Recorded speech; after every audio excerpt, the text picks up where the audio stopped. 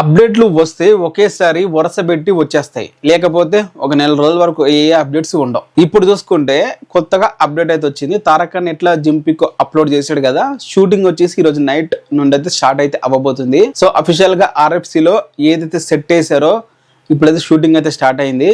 ఇన్ని రోజులు ఎందుకు గ్యాప్ ఇచ్చారంటే చెప్పాక ఆ ప్రిపరేషన్ వర్క్, ఆ బాడీ వర్కౌట్, ఆ జంపులు, కట్లు ఇవన్నీ చెయ్యాలి ఆ మూవీ మీద.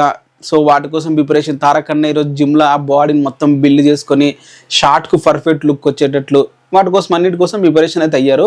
అలాగే కొంతమంది హాలీవుడ్ యాక్టర్స్ని కూడా తీసుకుని అయితే వచ్చారు. మొన్నటి వరకు ఈ వార్ ఉండడం వల్ల, ఈ గొడవలు ఇరాన్ అమెరికా మధ్య గొడవలు జరగడం వల్ల ఏదైతే అక్కడ ఆర్టిస్టులతో చేపించారో జోర్డాన్ లాంటి కంట్రీలో, ఆ యాక్టర్స్ ఇక్కడికి వచ్చేదానికి వీసాలు అనేవి వాళ్ళకి దొరకలేదు ఇన్ని రోజులు. సో ఇప్పుడు అవన్నీ కూడా దొరికాయి.